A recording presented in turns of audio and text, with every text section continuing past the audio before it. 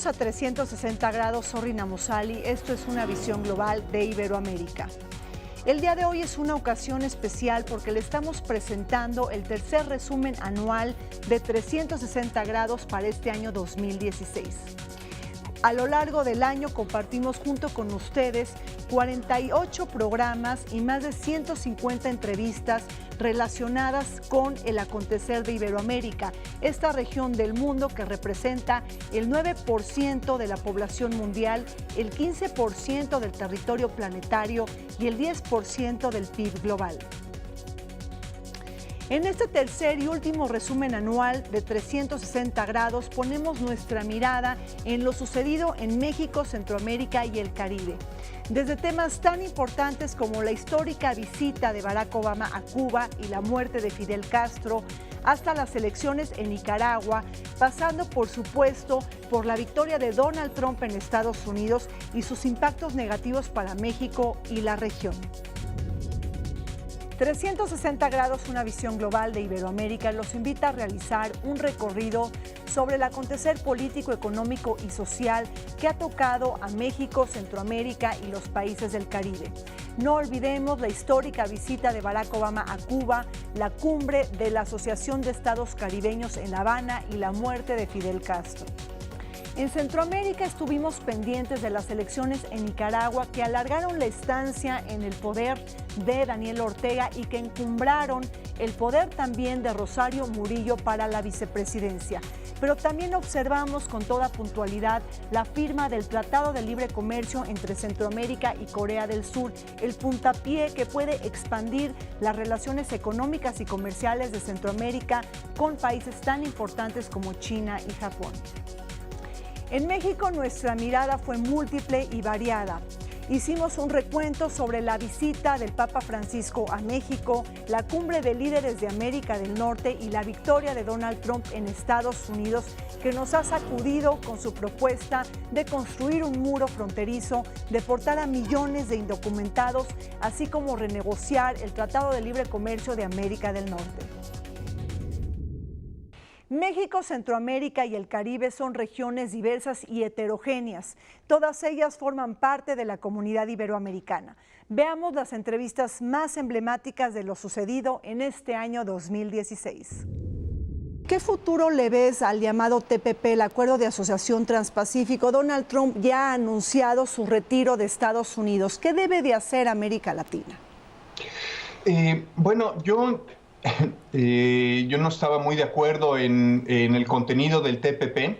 A mí no me parece en realidad que el TPP o cualquier otro acuerdo comercial sustituya la misión o la tarea de los estados de promover su industria nacional. A veces creo que estos acuerdos pues obstaculizan los procesos de integración interna de la economía y la formación de empresas nacionales. Ahora, el futuro del TPP pues ya es bastante negro.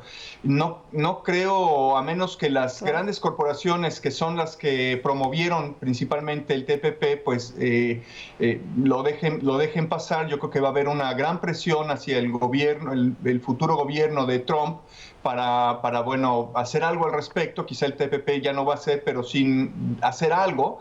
Y bueno, pues lo que se ha declarado en diferentes foros por diferentes gobiernos es pues seguir adelante con algunos de los miembros del TPP en acuerdos más bien de carácter bilateral o algunos subgrupos, ¿no? Claro. Entonces yo creo que esa va a ser la cuestión.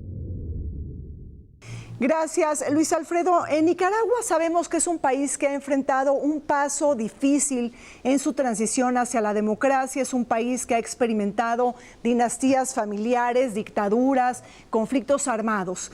¿Cómo es visto desde Nicaragua la posibilidad de que el actual presidente Daniel Ortega pueda conseguir una tercera elección consecutiva?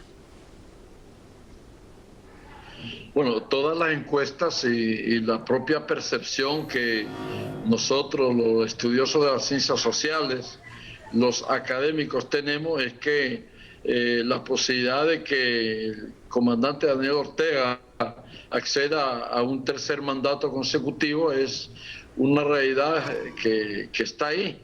O sea, que todo apunta por cómo hemos venido observando la realidad en los últimos años, sobre todo a partir de la consecución de algunos logros fundamentales para la población, es prácticamente un hecho.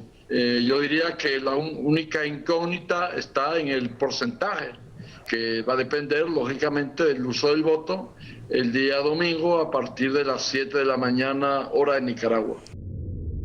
Enrique, en un momento de freno al proceso de globalización y de señales de proteccionismo y de aislacionismo de Estados Unidos, ¿Centroamérica le seguirá apostando al libre comercio o es un momento para repensar cómo están los cambios en la geopolítica global y luego intervenir e interceder? ¿Qué piensas? Gracias. Aquí hay dos acontecimientos que están redefiniendo el campo de la geopolítica y del comercio internacional. La decisión de la sociedad de Gran Bretaña de salir de la Unión Europea y la elección reciente del señor Donald Trump, que ha puesto, si no punto final, si punto y coma, a los tratados de libre comercio. Específicamente el de México es una interrogante. Y del TPP ni decir más, que simplemente ha anunciado que Estados Unidos se retirará de las negociaciones del Acuerdo Transpacífico de Cooperación. Entonces, ambas decisiones llevan a una revisión de las estrategias de desarrollo para los países de Centroamérica, de México, y nos da la oportunidad de voltear hacia adentro de las economías, que no es una mala noticia. Este 2016 fue un año decisivo para Cuba. Recordemos las entrevistas más importantes sobre la histórica visita que realizó el presidente de Estados Unidos, Barack Obama, a Cuba, la cumbre de la Asociación de Estados del Caribe, así como la muerte de Fidel Castro. Sergio, Barack Obama en Cuba, una visita que tiene asegurado un lugar en los libros de la historia y de la geopolítica global. Pero ¿qué realmente vimos? ¿Una visita más simbólica en aras de sellar el legado de Barack Obama en América Latina y en el Caribe, más que cambios significativos en la isla? Bueno, yo creo que vimos un cambio muy significativo en el sentido de que un presidente de los Estados Unidos fue a Cuba y por primera vez en la historia les dijo, ustedes son los que van a decidir su futuro, no Estados Unidos ni nadie más. Yo les vengo a decir qué es eso en lo que yo creo, cómo creo que debe de ser las cosas, pero ustedes son quienes van a decidir si lo van a hacer o no. Esta postura no intervencionista es sumamente importante. Yo no sé qué tan importante en términos de geopolítica, porque no podemos olvidar que Cuba es un país muy chico, que no tiene un gran papel en el mundo occidental, ¿no? No juega un papel importantísimo. Pero sí es importante hablarle a la gente cubana como lo hizo el presidente Obama, ¿no? Y por otro lado, yo creo que hay que juzgar la visita en términos de ¿hizo Obama lo que quería hacer en Cuba? Y mi opinión es que sí lo hizo. Llegó y le dijo a los cubanos, ustedes deciden, esto es en lo que yo creo. Por ejemplo, creo en la libertad de expresión. Ahí, pum, pegó en un punto importantísimo, porque los cubanos que viven en Cuba no tienen libertad de expresión. Yo creo, dijo Obama, en que la gente tiene el derecho a criticar a sus gobernantes. ¡Pum! Otro punto importantísimo, porque en Cuba la gente que habla mal del régimen la meten a la cárcel. Entonces, pero no lo hizo en un tono intervencionista, insisto, lo hizo diciendo, esto es en lo que yo creo, allá ustedes qué es lo que vayan a hacer. Precisamente el Caribe ha despertado el interés apetitoso, ¿no?, de enormes potencias, ¿no?, de grandes y emergentes. Ahí está Estados Unidos como un gran poder influyente, pero también ha levantado la codicia de Rusia, de China. ¿Cómo ves esto? Sí, yo creo que a lo largo de esa historia precisamente ha sido un lugar estratégico. Ya se pensaba desde Carlos V la construcción de un canal interoceánico por Nicaragua, que hoy ya se empieza a diseñar de nueva cuenta este canal por territorio nicaragüense. Hay otro elemento estratégico fundamental, que por el Caribe circula el 50% de las materias primas que activan la economía norteamericana. Entonces es un área súper estratégica para Estados Unidos y por otro lado también para Rusia, para Europa, para los países orientales, es un paso necesario de las comunicaciones, y más con la reapertura y el agrandamiento del canal de Panamá y en un futuro del canal de Nicaragua, más los canales secos que van del Pacífico al Caribe. Entonces es un área de las comunicaciones marítimas, pero también aéreas. Ahí están los principales centros aeroportuarios del continente, por ejemplo Cancún, que va a ser en un futuro más importante que la Ciudad de México por las comunicaciones, Panamá, por ejemplo, la misma Habana, Puerto Rico, una diversidad de puntos que son estratégicos para las comunicaciones. Ahora estamos viendo un Caribe políticamente muy fragmentado. Digo, sabemos que hay también diversidad de lenguas, de culturas, pero vemos un Caribe que está alejado de esta unidad. Por eso también se busca celebrar esta Asociación de Estados del Caribe, una 7ª edición, sobre todo porque vemos que el Caribe, por ejemplo, frente a China, pues que no tiene un posicionamiento unificado y común para negociar mejores términos de intercambio con el gigante asiático. Antonio. Sí, ha sido, la cuestión de la integración ha sido un anhelo histórico del Caribe, ¿no? Hay un largo proceso en donde se ha intentado, pues, ir, digamos, de la mano unidos frente a estas potencias como Estados Unidos, China. Actualmente, pues, consta el Caribe tiene varios foros de concertación, como hemos mencionado, la CARICOM, Petrocaribe, inclusive el ALBA, en donde participan varios países del Caribe, y bueno, la EC es una de las más importantes porque representa a todos los países del Gran Caribe. En esta 7ª reunión, pues se intenta hacer este relanzamiento, en donde pareciera que los años pasados había estado un poco en impas, porque no se habían celebrado ya reuniones, ¿no? Hasta en México, hace unos años se vuelve a relanzar, y bueno, es la importancia que tiene esta nueva cumbre que se celebrará en La Habana, en Cuba. José Antonio, ya para cerrar, ¿qué me puedes decir? Bueno, yo creo que es una región sumamente importante y viéndolo desde el aspecto geopolítico, me parece que hay una lucha ahí que se puede percibir desde Venezuela y Estados Unidos, ¿no? Venezuela tratando de atraer los países caribeños con esto de Petrocaribe, que a pesar de sus dificultades no se ha echado atrás o no se ha eliminado, y Estados Unidos, por ejemplo, recientemente el mes pasado llamó a la mayoría de los países del Caribe a Washington porque le está haciendo alguna propuesta de empezar con una matriz energética diferente. Sí, ¿no? La iniciativa, ¿no?, de seguridad energética en el Caribe. Exactamente. Oye, muchas voces hablan de una acumulación de fallas históricas en el Caribe, ¿no? Una enorme dependencia económica, una inseguridad energética, tenemos el problema del endeudamiento, ¿no? Y además una zona extremadamente vulnerable ante los desastres naturales y los efectos adversos del cambio climático. ¿Cómo robustecer la voz y el posicionamiento del Caribe en este siglo XXI?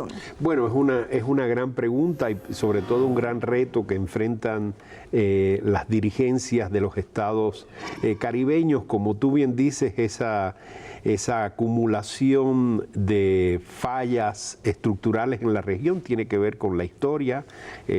Hay un legado muy costoso de esclavitud, de intervenciones, de vida entre imperios en el Caribe, ¿verdad? Naciones que siempre tuvieron grandes dificultades para consolidar sus soberanías durante el siglo XIX y que vivieron las primeras décadas del siglo XX bajo constantes ocupaciones militares de Estados Unidos.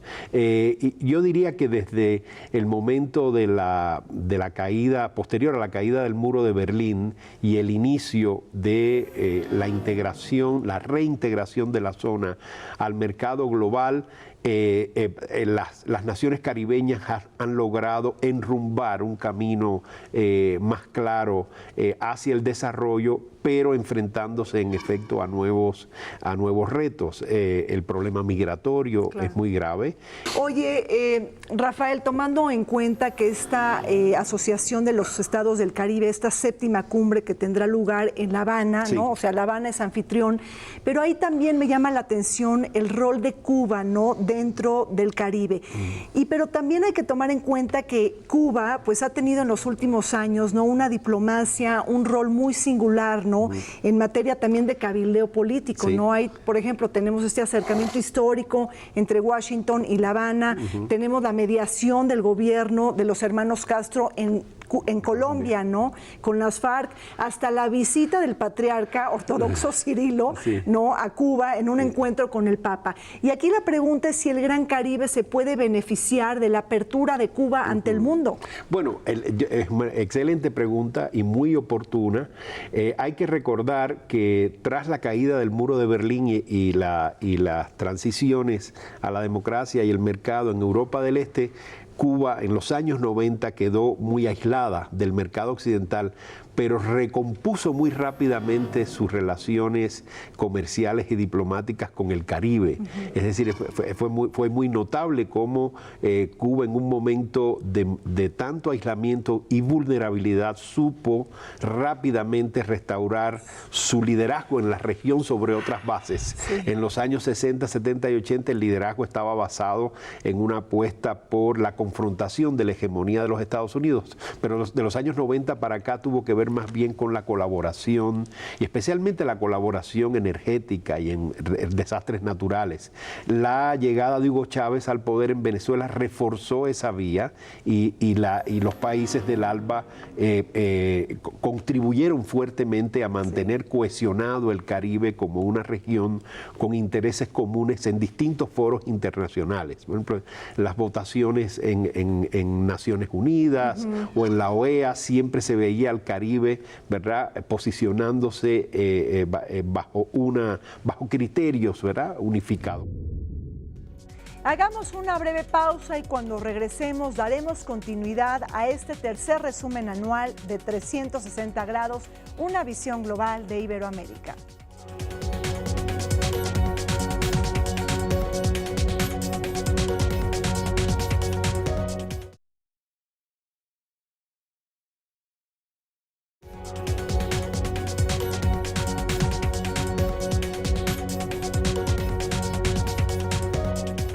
México es un país líder en la comunidad iberoamericana.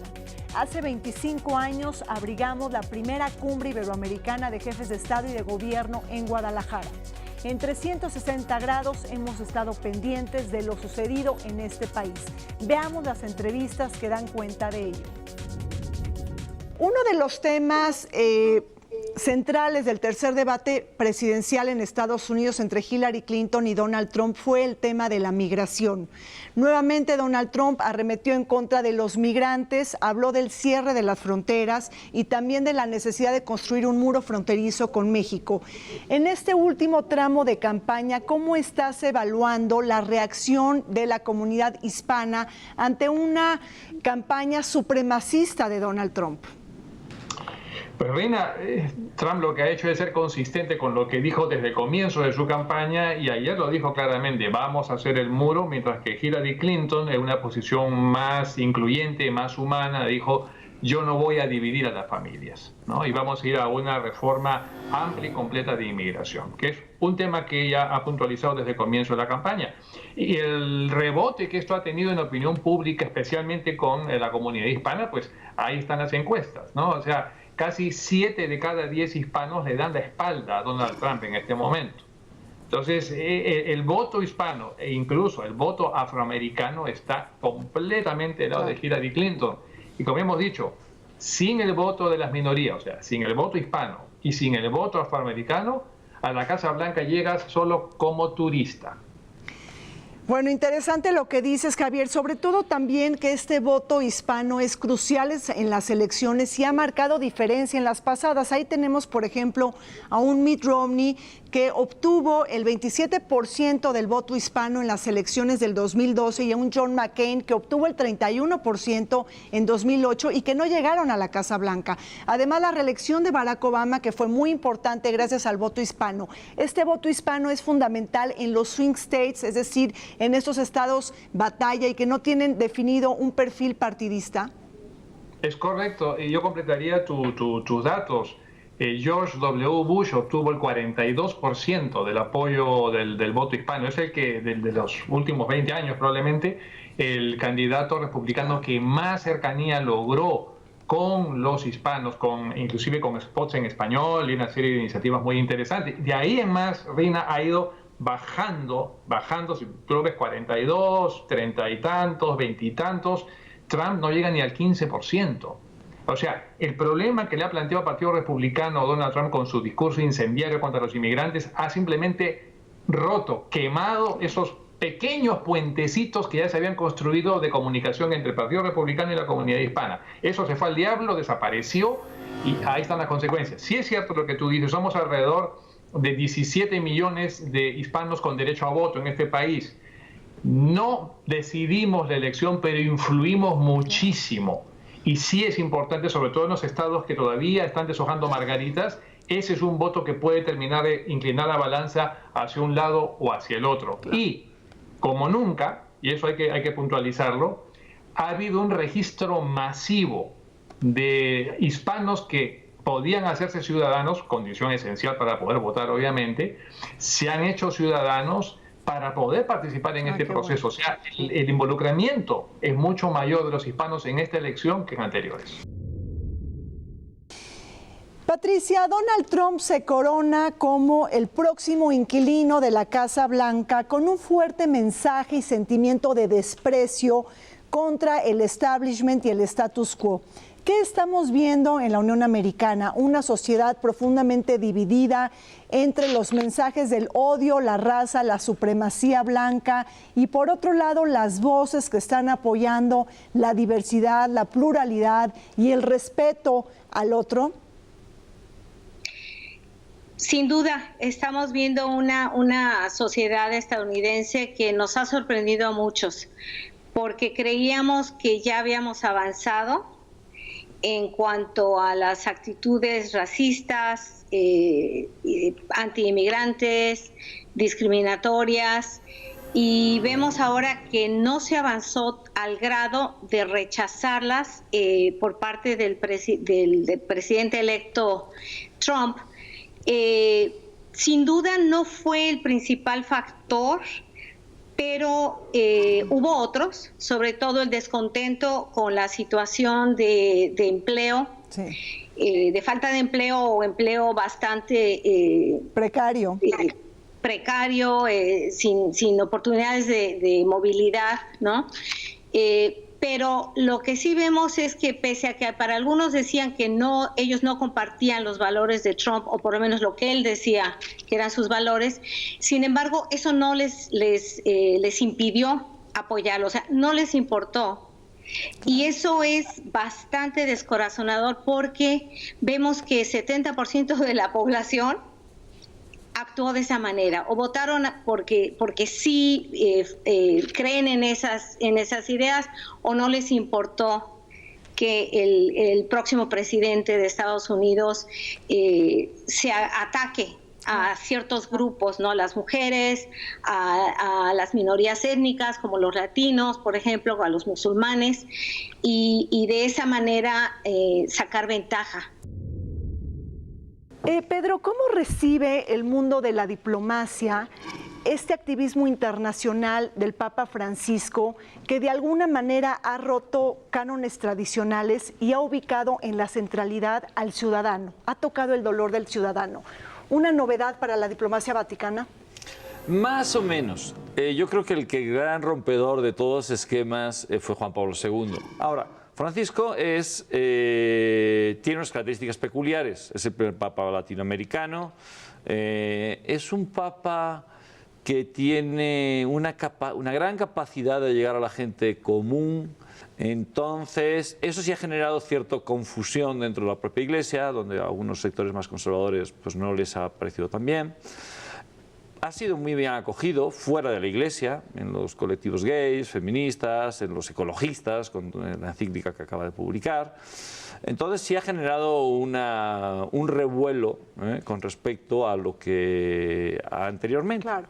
Ahora, Armando, ¿no le tembló la mano al Papa cuando reconoció a Palestina como un Estado soberano y también cuando utilizó la palabra genocidio para referirse a la masacre del pueblo armenio por el Imperio Otomano? Así, pienso que hubo descontrol de parte de algunos países y actores políticos, pero definitivamente el tema palestino, el Vaticano tradicionalmente ha sido aliado de la causa palestina. No obstante que dentro del papado de Juan Pablo II se establecieron por primera vez relaciones con el Estado judío, con Israel, después de México, que ciertamente fue el primer viaje a México, el de Juan Pablo II, precisamente porque la posición del Vaticano ha sido finalmente siempre pro-Palestina. Ahora, hablando un poco de su origen, recojo lo que me estás diciendo, Armando, ¿qué es lo que realmente cambia con el Papa? Su estilo, su arrojo, y bueno, efectivamente,